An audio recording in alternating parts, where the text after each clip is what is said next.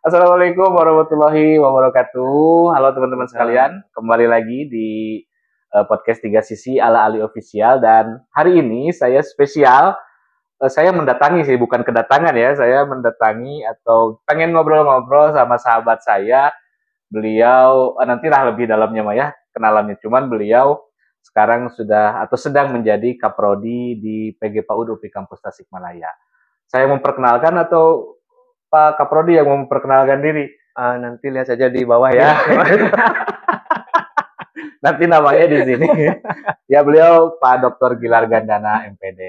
Damang. Alhamdulillah. Ya, alhamdulillah. Assalamualaikum. Waalaikumsalam warahmatullahi wabarakatuh. Ini merupakan sebuah momen yang spesial karena sudah lama ya nggak ketemu ya. Lumayan kita ada berapa puluh tahun. Karena memang sayanya sedang jarang ke kampus karena sedang tugas belajar. Tapi alhamdulillah ini momen yang luar biasa. Saya pengen curhat, pengen tanya-tanya lah tentang beberapa hal yang mungkin nanti bisa jadi inspirasi buat khususnya mahasiswa-mahasiswa kita gitu ya. Oke, Kak Gilar, boleh tahu dari asalnya dari mana, terus kemudian perjalanan yang singkat saja hingga akhirnya Pak Gilar ini bisa sampai seorang dosen. Panjangnya. Ya. Nggak apa-apa ya, saya udah kira. Oke lah, dari mana dulu Kak Gilar ini aslinya dari mana? Nama saya Gilar kan ya, Gilar asli dari Panawangan, Ciamis Utara, dari daerah yang memang ujung Kabupaten Ciamis, katanya perbatasan dengan Kabupaten Majalengka. Oh ya. Memang sekarang mungkin ya daerah saya ada di Google Map Pak ya. Dulu mah nggak ada. Kalau dulu memang kesulitan saya juga gitu kan. Yang pertama kesulitan itu memang entah Google-nya belum sampai ke sana, atau karena daerah saya itu ditutupi kabut. Karena memang masih asri. Masih asri ya. Sehingga pas lihat di Google Map kabut aja gitu kan ya. Jadi ngebelebeg gitu. Oke. Nah, kalau Pak Gilar ini tadi kan dari daerah Panawangan. Kalau boleh tahu lahir dan besar di lingkungan keluarga pendidikan atau seperti apa? Ya alhamdulillah ya, alhamdulillah. Mungkin saya juga bisa dewasa berpikir menjadi sosok diri yang mampu berpikir untuk diri sendiri lah, utamanya untuk diri sendiri dan masa depan. Tentunya dari orang tua yang luar biasa, dari orang tua yang hebat, dan beliau adalah orang tua yang terdidik lah, saya katakan terdidik, dan kebetulan juga alhamdulillah orang tua saya juga pendidik. Oke. Sehingga apapun yang mungkin dilakukan kepada saya selaku anaknya, otomatis harus menjadi contoh. Betul. Kalau sederhananya begini, orang tua saya mendidik anak orang lain. Gitu kan ya. Orang lain akan memandang bagaimana anaknya. Betul. Kalau anaknya tidak baik-baik saja, mau bagaimana percaya orang lain percaya kepada orang tua saya sebagai guru. Betul. Sehingga di sinilah ada pesan moral kan ya. Betul. Nah, itulah dalam lingkungan kita juga sebagai guru kan sama sebagai pendidik. Sehingga dalam mendidik manusia-manusia yang lain itu, anak-anak yang lain, ya kita sesungguhnya prioritas itu bagaimana mendidik anak kita sendiri terlebih dahulu. Tunjukkan bahwa anak kita sukses dididik oleh kita sebagai orang tua yang baik. Betul. Sehingga kepercayaan itu akan muncul dari yang lain. Wah, benar nih Pak Ali mendidik anaknya menjadi sukses. Berarti saya percaya kepada Pak Ali ketika menitipkan anak. Oke. Jadi menjadi seorang guru itu kadang-kadang tanda kutip sekarang nih tanda kutip, datang ke sekolah anak orang lain itu, halo sayang, jagoan, cantik dan lain sebagainya, gitu ya, disambut dengan penuh bahagia, penuh kasih sayang, gitu ya. Tapi ketika pulang ke rumah kepada anaknya sendiri, kamu itu diam, mama ini capek, papa ini baru pulang kerja, gitu kan ya? Betul. Yang jadi pertanyaan sederhana gitu kan, ini kajiannya kan kalau masuk ke transenden, ketuhanan, kajian Islam misalkan apalagi yang bakal bawa ke surga itu anak siapa sih? Iya. Anak kita Anak atau kita anak orang sendiri lain gitu ya. Betul, Nah, betul. kalau kita mendidik anak kita seperti itu, mau bagaimana bisa dong? Anak kita nanti tumbuh dewasa menjadi manusia yang bijak. Betul. Sehingga yang paling utama harus dicontohkan oleh kita sebagai pendidik adalah bagaimana mendidik anak sendiri dulu. Cara tepat dan baik. Dan orang tua berarti memang tadi pekerjaannya atau latar belakangnya guru. Ya. Nah, berarti ini memang terinspirasi atau terpengaruh karena orang tua guru, jadi akhirnya mungkin anak-anaknya juga diarahkan ke sana atau memang muncul dari keinginan sendiri? Nah, jadi kalau curhat di sana saya agak sedikit patojaiyah nih. Nah, apa itu patojaiyah? Ini kalau nggak tahu patojaiyah, apa ya patojaiyah teh? Berseberangan ya, gitu ya, berseberangan, bertolak belakang, betul. Jadi saya juga kan makhluk individual differences gitu kan ya, makhluk yang memiliki hasrat, memiliki keinginan, memiliki harapan, cita-cita sendiri yang berbeda dengan harapan orang lain, gitu kan ya, termasuk dengan harapan orang tua. Ya. Memang kalau dicurhatkan ini cukup panjang, tapi saya akan singkatkan saja. Ya. Gitu ya. Jujur, dulu ketika saya sekolah, SD biasa kan ya negeri, SMP saya negeri, gitu kan ya. Kemudian SMA, nah saya masuk ke SMK. SMK negeri, gitu kan. Kenapa saya masuk SMK negeri, gitu kan ya? Karena saya tidak keterima di SMA. Gitu ya. Jadi bisa didefinisikan kan? Ya. Jadi sebenarnya masuk SMK ya memang karena diterima gitu ya. Dan ini SMK-nya baru. Ya, Waktu itu saya angkatan pertama jurusan teknik komputer jaringan.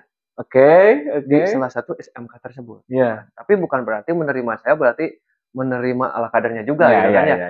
Tapi atas dasar yang memang sekolah tersebut pun punya grade seperti apa nih yang layak diterima di sana gitu kan. Saya juga tidak gitu-gitu juga mungkin ya. Ya. Selama 3 tahun kan saya di SMK jurusan teknik komputer jaringan. Ya. Kebayang kan ya yang dalam otak saya ini didoktrin selama 3 tahun komputer itu seperti apa, merakit komputer seperti apa, membangun jaringan itu seperti apa. Ketika sudah selesai sekolah di SMK, harapan saya apa coba? Saya ingin kuliah jurusan teknik komputer. Iya, betul. Biar nyambung. Betul. Nah, tadi benturannya. Iya. Karena orang tua saya seorang guru, jadi orang tua saya mengarahkan saya supaya menjadi guru. Gitu kan, ya. Itulah benturan dalam hidup. Ya. Di saat itu, saya belum ada kesadaran bahwa apapun yang ditugaskan orang tua, apapun yang diarahkan oleh orang tua, itu adalah yang terbaik untuk kita. Betul. Belum ada kesadaran pada hal itu. Dulu ya. Masih tolakan ya. Ujung-ujungnya masuklah saya ke UPI Tasik. Dari Ciamis. Akhirnya ke UPI Tasik. Itu ngambil jurusan apa? Jurusan Tasik Cirebon kalau bisnya. Iya. Benar. Dulu jurusan, kalau sekarang program studi. Nanti bisa disangka dari naik bis dari mereka. Kalau bisnya jurusan Tasik Cirebon. Iya, betul. Biar nyampe Tasik. Ya. Prodinya jurusan PGSD. Tahun berapa itu? Tahun 2008. Tahun 2008 saya masuk UPI Tasik, ngambil prodi PGSD. Kebayang ketika saya harus kuliah bukan berdasarkan harapan. Ya otomatis lah tidak total. Tidak memikirkan IP baik lah, tidak memikirkan saya bisa apa dan lain sebagainya. Pokoknya saya yang penting datang ke kampus mengikuti perintah orang tua. Berangkat selama 4 tahun, saya bertemu dengan orang-orang luar biasa di sini, dengan para profesor, dokter, kemudian dengan guru-guru yang hebat. Di sana saya banyak digodok lah ya, digodok gitu kan ya. Dan mungkin itu karena memang takdir dari Tuhan gitu ya. Tuhan, jadi sekian banyak orang juga yang ada di UPI Tasik misalnya gitu ya. Kenapa harus saya yang digodok gitu ya? Ya. Yang pertama, kenapa saya digodok oleh salah satu guru saya itu? Saya senang di organisasi. Karena memang di kuliahnya saya kurang, saya aktif di organisasi. Organisasi ya, betul. Pengembangan di sana, senang di musik lah, Ya, teater lah, gitu betul. kan ya. Dan kegiatan-kegiatan yang lainnya, gitu kan ya. Tiba-tiba ketika saya sedang musik-musikan tuh, main gitar gitu kan, nyanyi-nyanyi. Datang tuh ada guru, datang seorang profesor, tanya ke saya. Temenin saya nyanyi. Nah, gitu ya. Nyanyi. Oke, nyanyi bareng lah di sana. Sampai larut malam. Ini, Bilar, kamu tidur di mana sekarang? Saya tidur di lab seni, Pak. Gitu ya. Oh, jadi nggak ngekos dulu nih? Ada kosan sih. Oh, ada kosan, cuman biasa karena ngumpul di organisasi itu. Nah, diamnya di kampus di sini. Saya gede di kampus. Ya. Sekian lama, itu terus berulang-ulang kan ya terjadi. Sampai saya disuruh menjadi asisten beliau.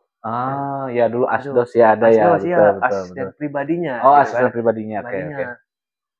Bantu bikin PPT lah kalau beliau mau seminar misalnya, atau bantu bikin bahan ajar untuk ngajar besok misalkan. Nah, itu terus berlangsung selama saya kuliah S1. Saya diajak oleh beliau untuk membuat itu. Nah, di sana kan ada mulai tumbuh tuh. Itu semester berapa itu? Di semester 3. Berarti tahun 2009. Jadi tahun 2009 baru muncul itu. Baru bertemu, dipertemukan. Iya, betul. Selama 1 tahun, 2008 kan saya masuk sampai tahun 2009. Di sana saya memang kacau. Kan? Karena tidak sesuai dengan keinginan. Betul. Tahun 2009 dipertemukan oleh Allah dengan orang yang Bapak Prof itu. Betul. Dididik di sana. Sampai saya muncul tuh tumbuh tunas-tunas rasa cinta terhadap ilmu pengetahuan. Karena saya dipaksa baca lah, dipaksa untuk mengkaji, dipaksa untuk meringkas materi dan lain sebagainya. Oh begini, jadi saya paham, diajak diskusi maksudnya apa pendidikan itu. Dan ujungnya setelah beres kuliah, saya ditanya, kamu kemana setelah beres kuliah? Ya saya pulang, Prof, saya Ciamis lagi. Mau ngapain? Ya kan saya lulusan PGSD. Paling saya ngajar di SD, sambil saya ngurus kebun saya. Ayah saya punya kebun. Sanalah saya di kampung halaman banyak kegiatan. Gitu. Di sana belum ada statement kamu mau jadi dosen atau enggak gitu ya. Nah, karena selama 1 tahun saya ngajar dulu di SD. Di Tasik? Di Tasik tapi. Oh, di Tasik. Oke. Karena pas saya pulang kampung, saya ditelepon oleh SD dulu saya PPL, katanya minta bantuan. Ya, 1 tahun mengabdikan diri menjadi guru sukarelawan. Yang sukarela kan Yang sukarela bukan honorer ya? Bukan honorer. Ya, memang betul-betul sukarela. Itu. Selama 1 tahun itu saya dibenturkan dengan sebuah konflik yang mendekat-mendekat gitu ya. Dua-duanya baik. Tapi saya harus pilih salah satu. Kan? Itu kan konflik mendekat-mendekat kan ya. Betul. SD. Pak Gilar, siapkan berkas, kami akan ajukan Dapodik. Oke. Wow, ini kan ini peluang ya. Peluang semua orang kan memang pengennya ke sana ya. Ketika itu juga, ini Prof ini. Gilar, kamu mau jadi dosen nggak katanya? Gitu kan. Saya bilang, wah, emang bisa Pak saya jadi dosen? Saya nakal kayak gini kayak gitu ya. Kamu orang mana? Saya orang Indonesia ada saya. Selagi kamu orang Indonesia, kamu punya hak menjadi apapun di Indonesia. Betul. Nah, di sana saya mulai, oh iya juga kayak gitu ya. Tapi bagaimana caranya kan ya? Saya tidak punya akses, saya tidak tahu seperti apa menjadi dosen, apa syaratnya pun tidak tahu. Kemudian beliau minta, ya udah, kamu kuliah S2, tapi jurusannya S2 PAUD. S1-nya PGSD. Tapi disuruh oleh guru guru Pak Gilar itu untuk ke S2 PAUD. Ya. Stres kan? Itu kenapa? Kenapa kok? Kan biasanya harus linear ya. Kalau pengen jadi dosen biasanya S1-nya harus linear lah gitu. Itu apa? Jadi yang di saat itu pertimbangannya. Yang pertama, di UPI Tasik akan dibuka S1 PG PAUD. Oh, jadi memang belum ada waktu itu. Ada dosen yang linear di PG PAUD. Oke. Karena dosen-dosennya dosen PGC semua. Ya, karena baru ya. Baru. Ya. Kemudian di Bandung, di UPI Bandung, baru dibuka S2 PAUD. Ya, dan saya angkatan pertama.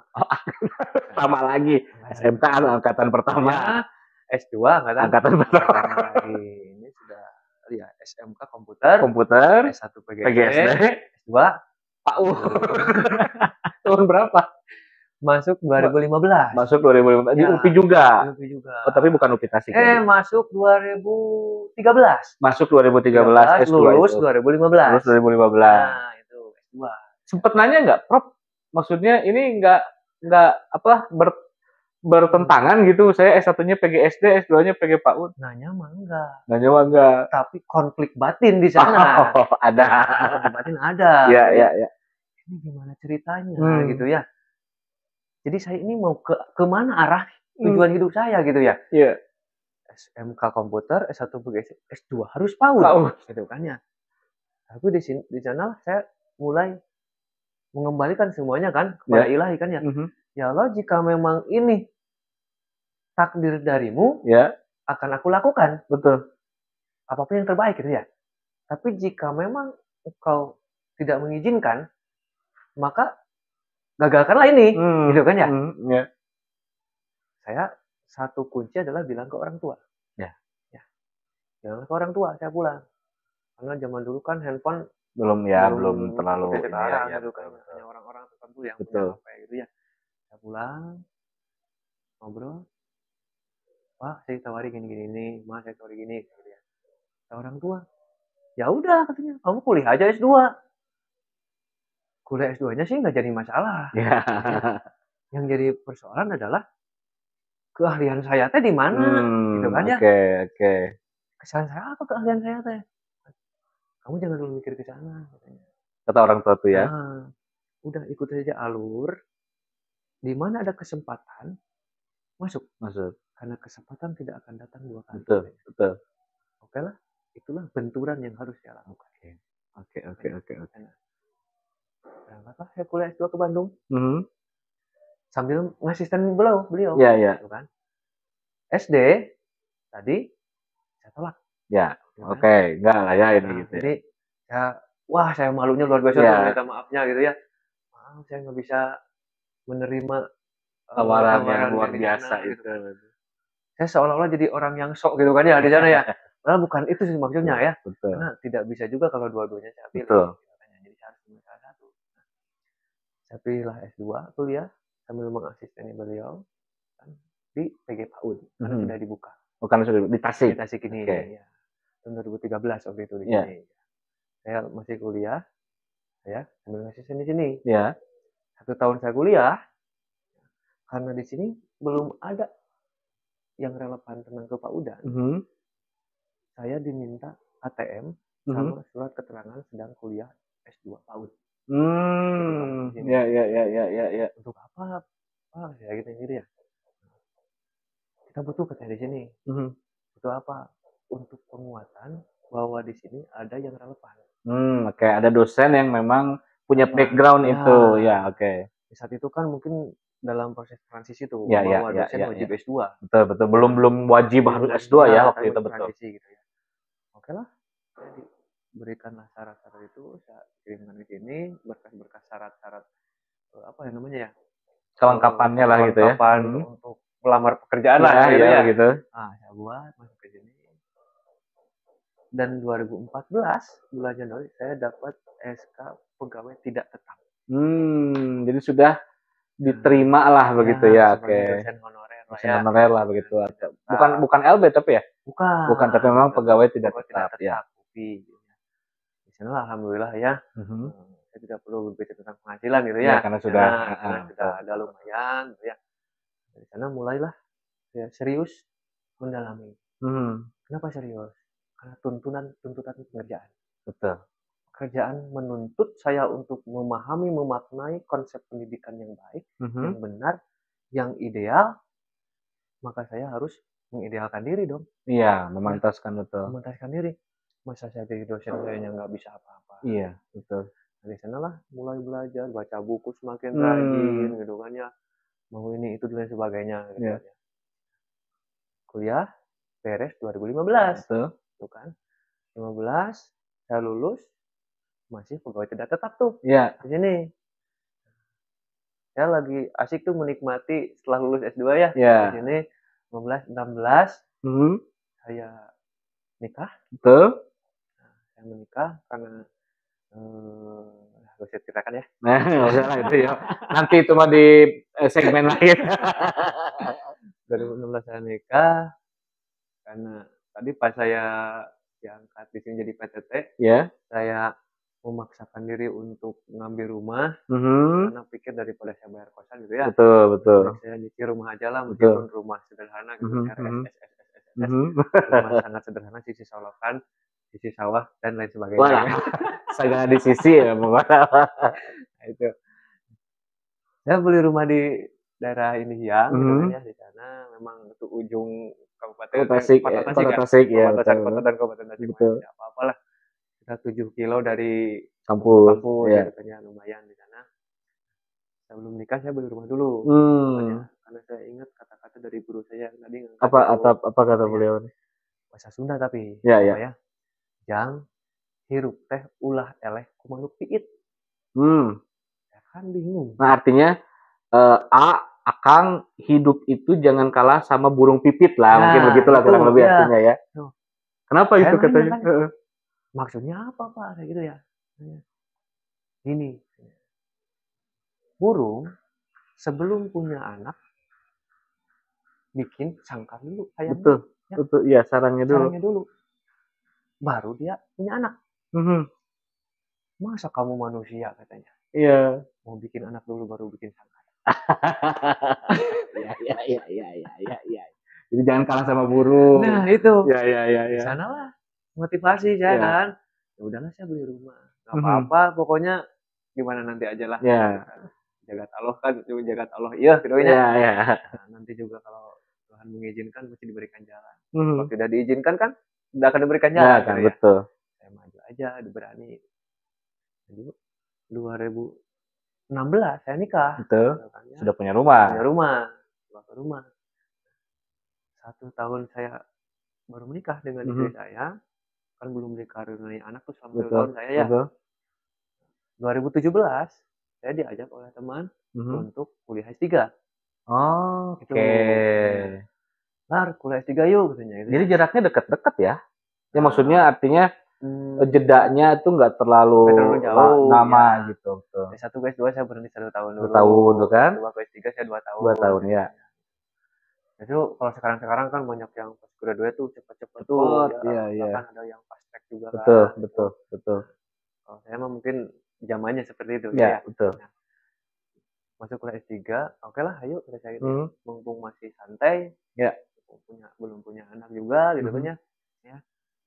Berangkatlah bismillah saya kuliah daftar di UNJ. Oh, jadi nggak di UPI, di UNJ. Ngambil jurusan? Waktu itu saya tahunya S3 PAUD. Iya. S3 PAUD. Saya daftar kan di sana. Pas cek data, ternyata S3 PAUD-nya belum murni. Oke. Teknologi pendidikan konsentrasi PAUD. Oke. Di sana mending lah ada PAUD-PAUD-nya ya. Iya. Tapi ijazahnya itu teknologi pendidikan. Tadi kan. Agak nyambung dengan SMK dong. SMK komputer jaringan, S1-nya PGSD, S2 PAUD, S3 teknologi pendidikan. Oke. Bingung kan semuanya kan? Iya, tapi berarti ilmunya beragam. Dari berbagai kajian itu dipelajari kan begitu. Harus, itu wajib. Betul. Tidak begitu tidak akan lulus. Tunggu, berarti sebenarnya dari dulu nggak ada cita-cita jadi dosen? Tidak ada sedikit pun bayangan saya jadi dosen, karena kebayang atau hidup di kampung Bali. Dulu apa tuh cita-citanya kalau bukan jadi dosen? Saya cita-cita kan jadi seorang teknisi komputer. Iya. Software. Kalau itu udah tahu dulu gitu ya. Karena memang di bidang waktu SMK. Iya. Dan waktu SMK saya tidak mengenal kampus, tidak mengenal yang namanya dosen. Iya. Karena di kampung halaman saya tidak ada pejabat, tidak ada dosen gitu ya. Tidak ada yang menginspirasi gitu ya. Tidak ada role model seorang profesi dosen itu seperti apa, tidak ada. Yang ada itu adalah orang-orang yang di teknisi komputer, orang-orang yang berduit kan, yang seperti itu banyak duitnya, ya nutup kabita gitu kan. Ferrari itu pemikiran-pemikiran dulu memang begitu. Betul. Tapi seiring berjalannya waktu gitu kan, ternyata makna kehidupan itu tidak seperti itu. Iya. Berarti kalau bisa kasih pesan nih buat teman-teman mahasiswa Pak Kaprodi nih ya, atau Pak Gilar. Kadang kan mahasiswa punya mimpi, punya cita-cita, tapi kadang ada yang masih ngomong kerja itu harus sesuai passion gitu ya dan lain sebagainya. Kalau boleh kasih tips mungkin dari berdasarkan pengalaman Pak Gilar tuh gimana dibuat teman-teman mahasiswa nanti ke depannya nih? Jadi intinya ketika perjalanan hidup gitu kan ya, berbicara tentang perjalanan hidup, harapan ada, keinginan itu ada, cita-cita itu ada, harus betul. Harus. Ya. Namun ketika Tuhan, gitu kan, tidak mengizinkan, maka janganlah kita berkecil hati. Ya itu. Jadi betul. pesan moral yang pertama, apapun yang disampaikan oleh orang tua, itulah yang terbaik untuk kita. Ya, itu. Jadi satu tuh pesan orang tua ya. Kebayang kalau dulu saya tidak mengikuti apa yang disampaikan orang tua, betul. Mungkin hari ini saya tidak akan ada di sini. Betul. Ya. Mungkin saya bisa jadi bos besar mungkin ya. Ya mungkin ya. Gitu kan, yang tidak bergelut dalam konteks pendidikan gitu ya. Bisa jadi orang-orang yang pengusaha, memikirkan diri sendiri saja. Yang penting saya dapat duit banyak, terserah orang lain, bisa saja seperti itu, gitu kan ya.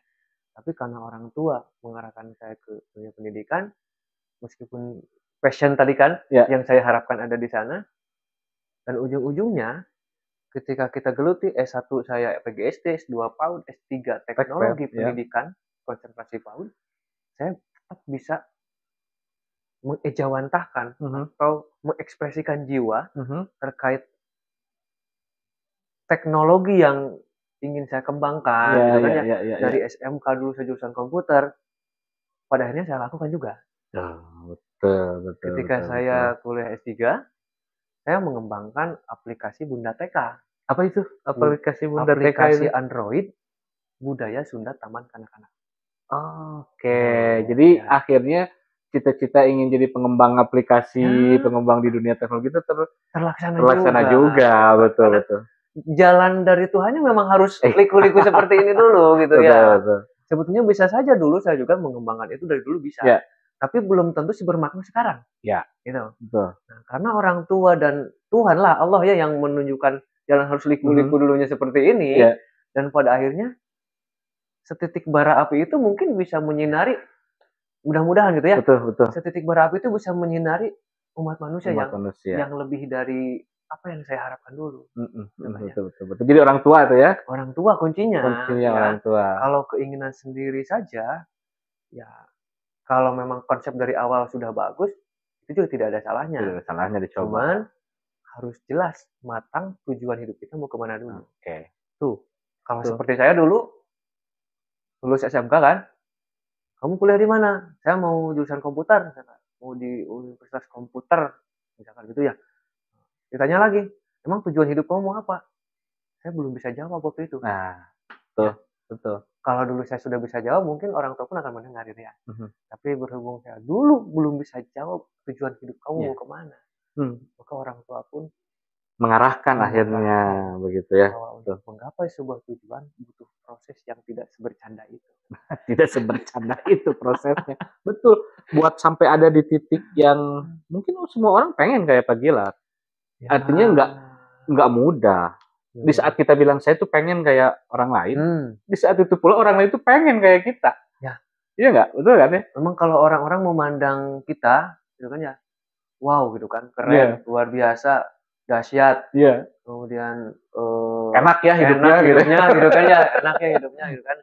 Kalau saya sih mengatakan alhamdulillah dan amin saja gitu kan ya. Amin saja. Jadi doa lah gitu. Ya, jadi doa gitu. Yang menjadi harus dimaknai dan dipahami oleh semua yang nonton lah, semua yang nonton, artinya bahwa menilai hidup orang-orang itu tidak bisa dari sudut pandang diri kita. Karena kadang-kadang menurut kita orang lain itu enak. Tapi ketika kita masuk pada dunianya, belum mampu kita menghadapi persoalannya. Betul itu. Saya contoh, saya boleh kasih contoh. Gimana Pak Gilar? Contoh, maaf ya, saya mencontohkan bukan maksud strata sosial, bukan bukan maksud strata sosial juga, tapi ini dalam diri saya yang pernah saya rasakan. Ya. Ketika saya melihat bapak-bapak yang suka narik beca, maaf ya, di siang hari, ketika lelah, dia tertidur, duduk di becanya, sangat nikmat sekali. Dalam pemikiran saya, ya Allah, saya ingin merasakan nikmatnya seperti itu.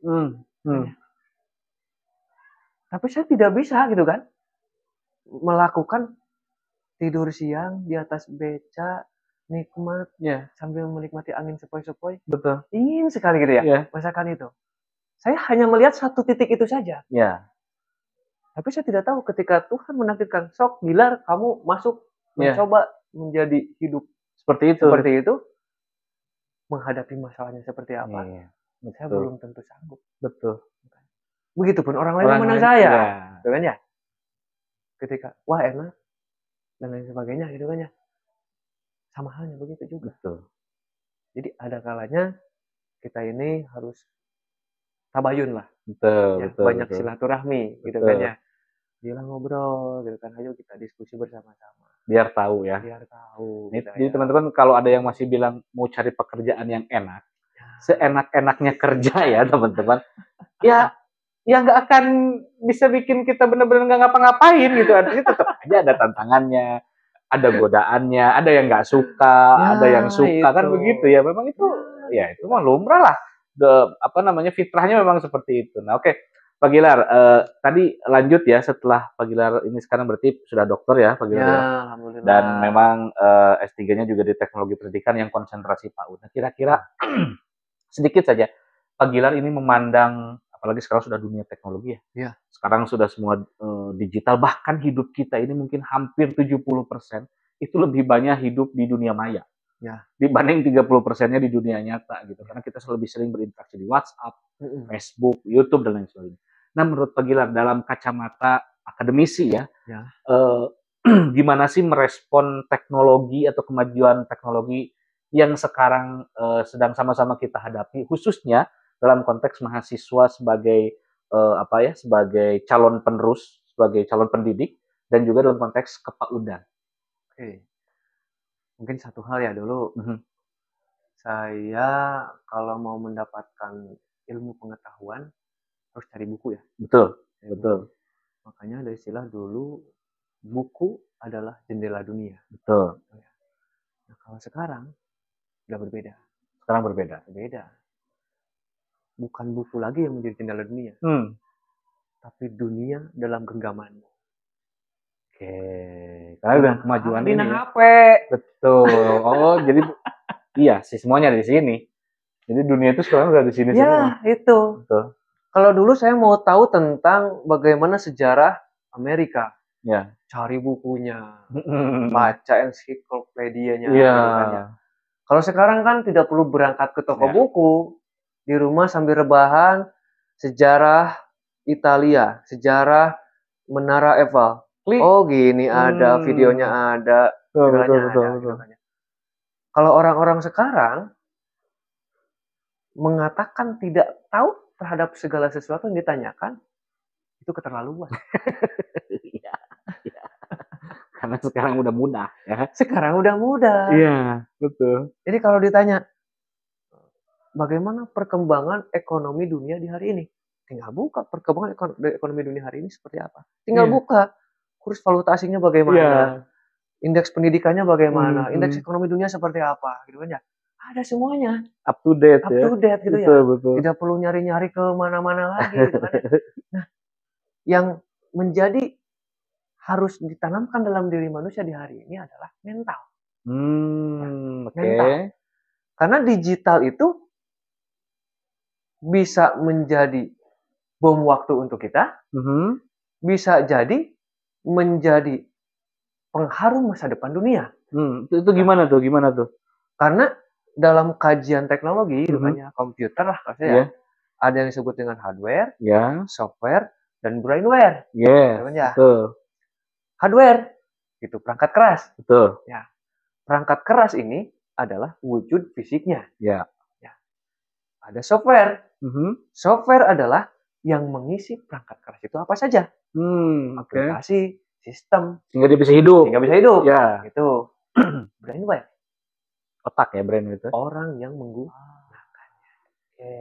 Jadi ini 3 ya dalam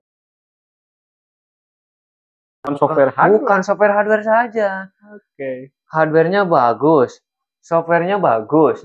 Tapi jika brainware-nya memanfaatkan teknologi ini dengan tidak baik, maka akan menjadi bom waktu untuk masa depannya. Oke. Jadi tetap yang kumaha nu nganggonya. Nah, ya, betul. Jadi kalau banyak orang yang berstatement digital itu negatif, digital negatif.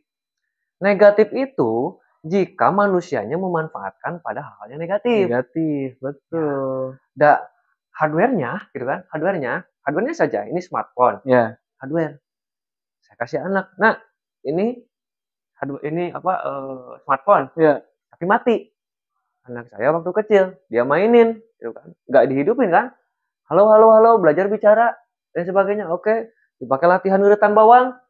Gitu kan? Tanda jadi kentalenan, gitu kan? Bagus nggak? Ya bagus. Itu jadi media pendidikan. Gitu kan ya? Meskipun bapaknya pusing ya. Nah, itu udah dinamika kehidupan lain. Yang namanya punya anak lah. Ya. Istilah software. Nah, software di sana lah yang akan menjadikan arah dan tujuan pemanfaatan dari hardware ini. Iya, betul. Satu kesatuan yang utuhnya akan dimanfaatkan oleh manusia. Kalau software-nya saja tanpa hardware tidak bisa digunakan. Ya, hardware-nya saja, tidak ada software, bisa digunakan tapi hanya untuk mainan saja tadi. Iya, betul.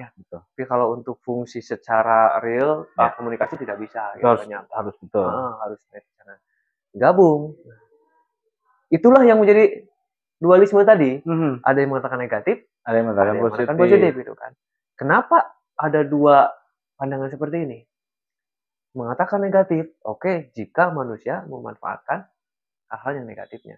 Kenapa memanfaatkan hal yang negatifnya? Karena ada konten negatifnya. Iya, betul. Kenapa orang ini ke yang positif? Ya karena ada juga yang positifnya. Kan? Lalu kenapa paradigma orang-orang saat ini banyak memandang digital itu negatif saja? Betul. Bukan positif. Betul. Ya. Alasannya satu.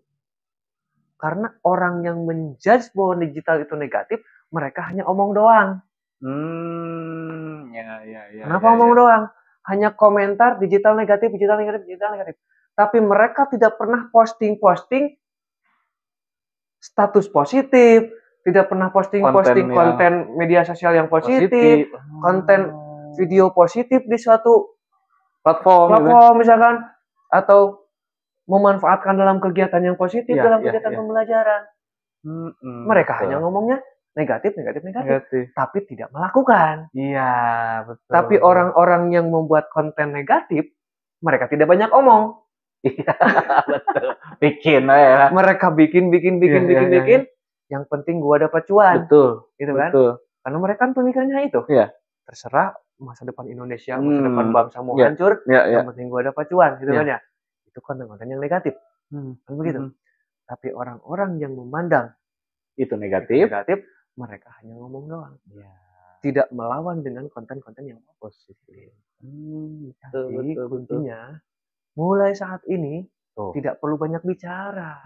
Kita ini silent please. Mohon untuk diam. Kan ya. Tapi lakukanlah yang terbaik yang bisa kita lakukan untuk melawan, memenuhi beranda-beranda orang-orang dengan konten-konten yang positif. Betul. Dan itu tuh mahasiswa tuh jadi memang udahlah sekarang kita harus bukan hanya mengeluhkan keadaan ya, tapi justru kita mengisi katakanlah ya tadi yang negatif itu kita isi yang ceruk-ceruk itu dengan hal yang positif. Betul. Jadi, kalau ditanya Pak Gilar suka kayak gitu, saya suka. Saya tidak peduli orang memandang ingin eksis, ingin apa gitu kan ya. Karena tujuan saya satu, saya ingin menyumbangkan pemikiran saya ingin menyumbangkan konten-konten positif supaya bisa membantu melawan konten-konten yang negatif yang selalu memenuhi beranda-beranda orang itu. Oke, luar biasa. Artinya harus take action mahasiswa itu. Ya jelas. Ya jangan cuman mengeluh terus itu. Ya. Jadi kadang-kadang kan sekarang apalagi lagi boom nih konten kreator gitu ya. Wah, katanya Pak Gelar udah kerja juga masih ikut-ikutan konten kreator gitu. Terserahlah orang-orang mau bilang apa juga gitu kan ya. Karena itu memang dampak pengiring dari apa yang kita lakukan. Gitu kan ya. Tapi tujuan utama kita melakukan ini menjadi seorang yang suka publish konten yang positif, bukan itu tujuannya. Ya. Tapi tujuannya adalah bagaimana untuk melawan konten-konten negatif tadi. Betul. Kaitan nanti dari pihak pihak pengembang memberikan benefit untuk kita, memberikan penghargaan untuk kita, misalkan ya ada cair tiap bulan misalkan itu ya, itu. Nah, itu bukan tujuan utama gitu kan, tapi dampak pengiring, hadiah dari kebaikan-kebaikan yang telah kita lakukan. Betul. Dan eksistensi kita itu. gitu kan. Dan yang dihasilkan itu pun kan dasar kebaikan. Berarti hasilnya pun baik. Ya, betul. Coba kalau konten saya negatif-negatif, pasti juga. Berarti penghasilannya pun dari yang negatif enggak. Betul. Iya, luar biasa, betul. Jadi intinya mahasiswa ini sekarang harus melek lah. Mulai melek. Bukan hanya sebagai user ya, bukan hanya sebagai pengguna yang menonton, melihat. Nggak ada salahnya harus sudah mulai berpikir, kayaknya saya harus ikutan, harus terjun, bukan artinya ikut-ikutan gitu ya, atau bahasa budak ayeuna nama FOMO katanya. Bukan sekedar FOMO, tapi justru tujuannya tadi mengisi ceruk-ceruk yang tadi yang terlalu banyak yang negatif itu ya kita isi dengan positif. Oke. Bukan hanya konten-konten dalam kalau sekarang kan boleh dikatakan tidak? Boleh. Di Facebook misalnya atau di YouTube atau di Instagram, TikTok dan sebagainya banyak ya. Yang saya lakukan itu juga bukan hanya di medsos itu saja gitu kan ya. Tapi ada juga platform digital yang saya gunakan untuk publish ilmu pengetahuan yang saya punya gitu kan ya, yang sudah saya dapatkan dalam bentuk buku. Gitu kan ya. Betul. Kalau dulu saya bikin buku, kemudian saya cetak, saya sebarkan kan dalam bentuk buku cetak. Kalau sekarang saya sudah tidak cetak buku lagi. Iya, karena saya sudah gunakan salah satu platform yang memfasilitasi, yaitu Google Playbook namanya. Kalau saya. Mahasiswa tahu nggak itu? Kan itu ya. Jadi saya bikin buku-buku, kemudian saya publish di penerbit. Nanti penerbit akan membantu di publishkan di Google Playbook. Dan orang-orang bisa akses tuh buku-buku saya di Google Playbook. Apa tuh kalau boleh tahu nih buat yang mau akses? Ya buka Google Play Store kada ya. Google Play Store, nanti di biasanya pojok kanan bawah ya. Ada buku. Itu jarang orang lirik tuh biasanya. Karena yang liriknya aplikasi dan game. Nah, yang itu aja ya. Yang sebelah pojok kanan bawah buku itu ya. Buku. Nah, klik bukunya, searchingnya nama saja lah, Gilar Gandana. Nanti muncul buku-buku di sana. Dan karya-karya Pak Gilar. Karya saya, ada karya bersama. Mahasiswa juga ada. Nulis bersama saya, kemudian saya publish di sana. Itu kan ya. Dan lumayan, sekarang sudah hampir ada 120 bukuan lah di sana, kurang lebih. Nah itu 120 buku. Memang bukunya banyaknya sih buku cerita. Tapi kan memang karena konteksnya di PAUD kan. Nah, konteksnya konteks untuk anak usia dini, jadi saya buku cerita anak-anak usia dini.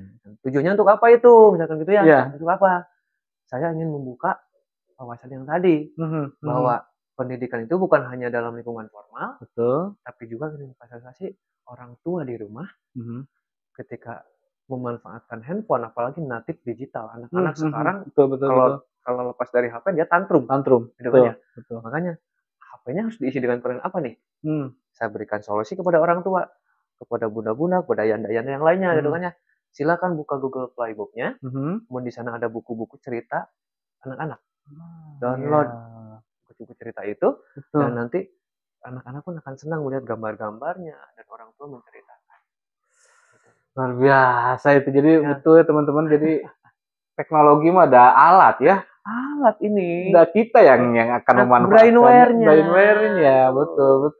Jadi kan konteks revolusi industri itu kan sekarang sudah yang kelima. Iya, udah zaman mesin uap, kemudian listrik, komputer, cyber. 4 ya. Yang kelima adalah society. Society. Apa itu society itu kan ya? Memanfaatkan teknologi yang 4 ini secara manusiawi. Betul. Ya. Betul. Jadi bukan untuk hasrat pribadi saja. Manusiawi itu adalah sifat-sifat kemanusiaan. Dan itulah yang berhak mendapatkan label gelar tertinggi dari Tuhan. Apa itu? Manusia. Jadi tujuan pendidikan tadi itu ya. Memanusiakan manusia. Betul. Untuk mendapatkan gelar tertinggi manusia adalah makhluk paling sempurna adalah apa? Memiliki sifat-sifat kemanusiaan. Itu. Barulah kita punya hak itu. Betul. Bagaimana caranya? Berperilakulah pada teknologi secara manusiawi. Ya. Supaya dapat dimanfaatkan untuk orang lain. Kan sebenarnya sebaik-baik diri kita sebagai manusia harus bermanfaat untuk orang lain. Betul. Yang bisa kita lakukan apa? Dari kediaman kita, karena banyak orang kan pemalu ya. Kalau show up gitu kan malu kan, apalagi yang demam panggung gitu kan. Ya udah bikin konten positif aja. Betul, teman-teman, betul. Bisa ngomong, share, nanti orang-orang bakal baca tuh. Gitu. Bakal lihat, bakal nonton. Betul banget. Mudah-mudahan mahasiswa ini termotivasi, karena saya luar biasa sangat terinspirasi bahwa saat orang masih ngomongin positif negatif, beliau sudah berbuat. Artinya beliau sudah menunjukkan bahwa bisa loh digital, semua itu dunia digital itu diisi dengan hal-hal yang positif. Saat orang masih talking, dia sudah practicing gitu. Dia sudah praktis, sudah aktif, sudah mempraktekkan. Wah, luar biasa Pak Gilar. Mungkin dua pertanyaan lagi. Yang pertama nih Pak Gilar, yang pertanyaan yang pertama ini yang sebelum terakhir. Untuk mimpi Pak Gilar ke depan, ya, cita-cita, harapan lah, ya, baik itu nanti harapan secara pribadi dan harapan untuk, karena sekarang Pak Gilar ini sedang jadi ketua program studi PG PAUD, harapan untuk prodi dan mahasiswa. Jadi untuk pribadinya apa yang mungkin yang ingin diraih, dan yang kedua untuk prodi dan mahasiswa PG PAUD UPI Tasik. Ya, kalau harapan gitu kan, kalau harapan tentunya pasti orang-orang akan mengatakan itu tidak mungkin terjadi gitu kan ya. Karena biasanya harapan seseorang itu akan melampaui batas kapasitas kemampuan manusia.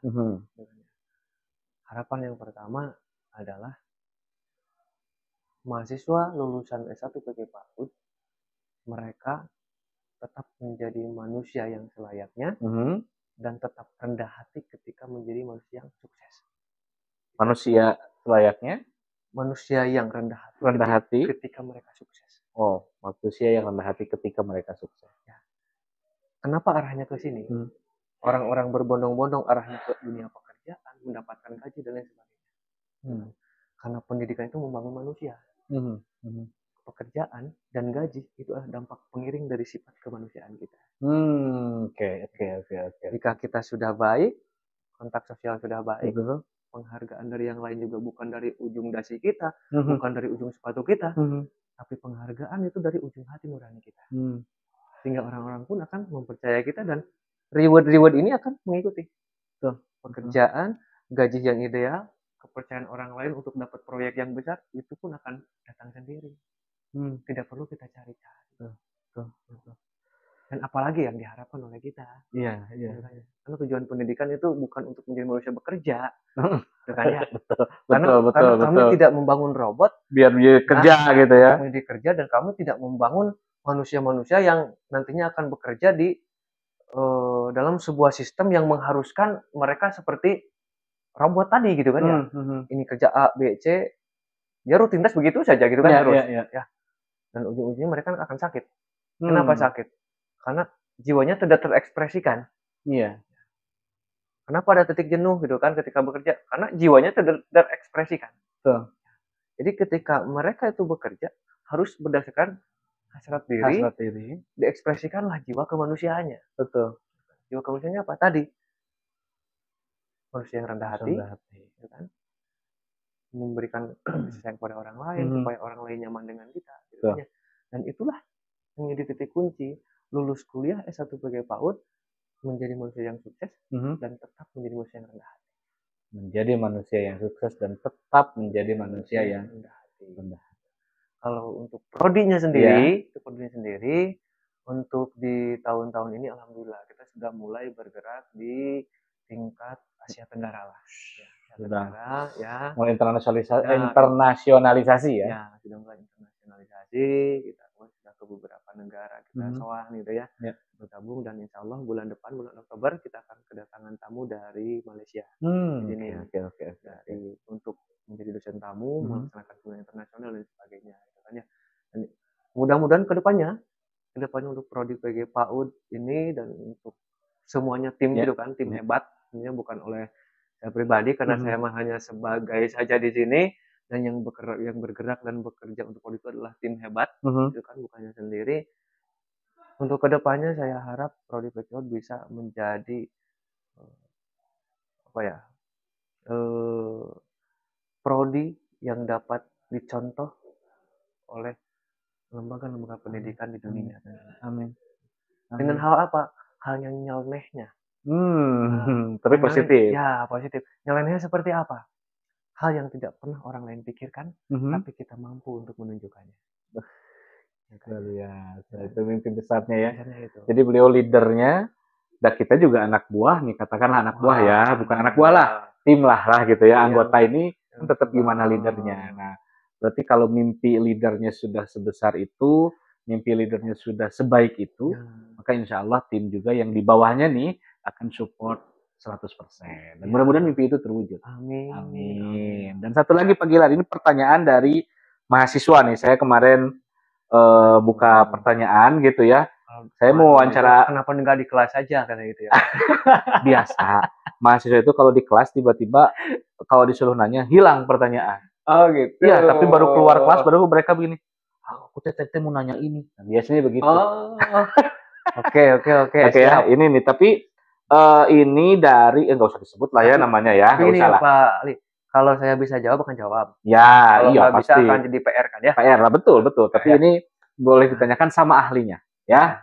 Ini pertanyaannya, Bapak, saya ingin bertanya mengenai, karena beliau ini pengembang tadi aplikasi dan artinya concernnya kepada R&D lah begitu ya.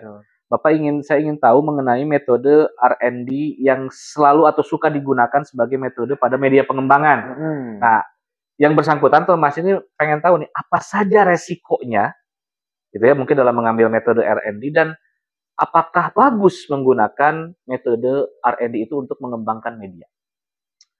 Memang untuk pengembangan ya R&D gitu ya. Iya, betul. Research and development ya. Betul. Cuman ada beberapa model gitu kan. R&D itu ada model R&D untuk pengembangan modul, ada model R&D untuk pengembangan instrumen, ada model R&D untuk pengembangan media pendidikan, ada model R&D untuk pengembangan yang lainnya juga gitu kan ya. Banyak sekali. Kalau untuk tadi apa? Pertanyaannya apakah ya resikonya dulu. Apa resikonya mengambil R&D itu? Resiko yang paling tapi ini tidak bisa jadi alasan sih kalau dalam riset ya. Resiko yang harus disiapkan oleh kita adalah memang finansial. Oke, jadi pertama finansial ya. Finansial. Tapi itu tidak bisa jadi alasan kalau dalam riset. Kalau tidak mau resiko itu ya jangan di sana gitu ya. Jangan ngambil itu. Karena dalam pengembangan kan finansial itu pertama harus membuat produknya. Dan membuat produk itu kan bukan sekali, nanti ada validasi ahli, revisi, balik lagi, bikin lagi, produksi lagi. Dan ahli bukan satu, ada 3, ada 4, mungkin ada 6, ada 12 gitu kan ya. Terus-terusan revisi 12 kali. Berapa kali kita memproduksi barang yang memang harus diganti-ganti terus gitu. Dan karena tujuannya buat kualitas dong. Kualitas ya. Otomatis kan itu satu. Iya. Finansial. Yang kedua adalah kesiapan mental kita, kesiapan mental kita untuk menghadapi situasi seperti tadi itu. Iya, betul. Kalau mental kita kuat, dia akan lanjut. Nggak finansial bisa pinjam. Bisa diusahakan. Betul. Yang tidak bisa pinjam, motif dalam diri. Betul. Dorongan kita untuk menjadi manusia berprestasinya masih ada tidak? Iya. Jangan-jangan baru satu masuk validator, tuh kan? Oleh validator dijudge begini, ini salah, ini kurang. Udah mundur. Iya, motif berprestasi jadi hilang gitu kan. Jadi mental juga penting ya teman-teman ya. Betul. Mental itu penting gitu kan ya. Dan kemudian itu adalah waktu. Ya. Waktu memang harus benar-benar kita siapkan serius. Kenapa waktu harus serius?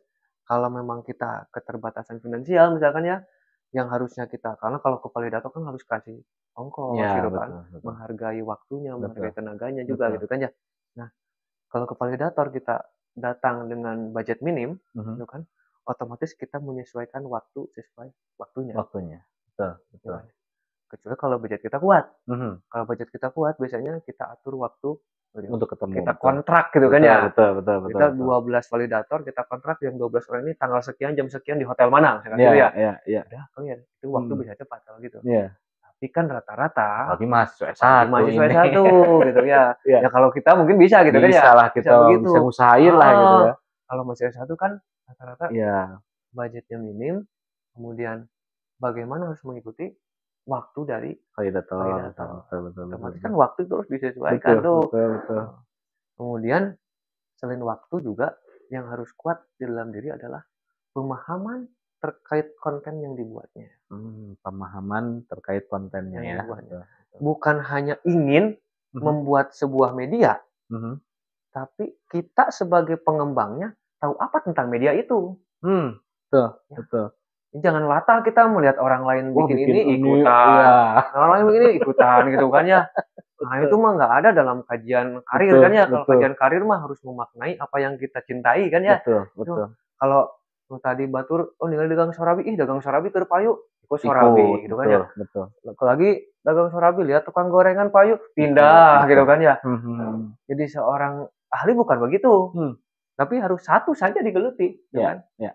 Jangan lirik kiri kanan kabitaan, maksudnya lirik kiri kanan untuk melihat peluang saja. Jadi ulah kabitaan.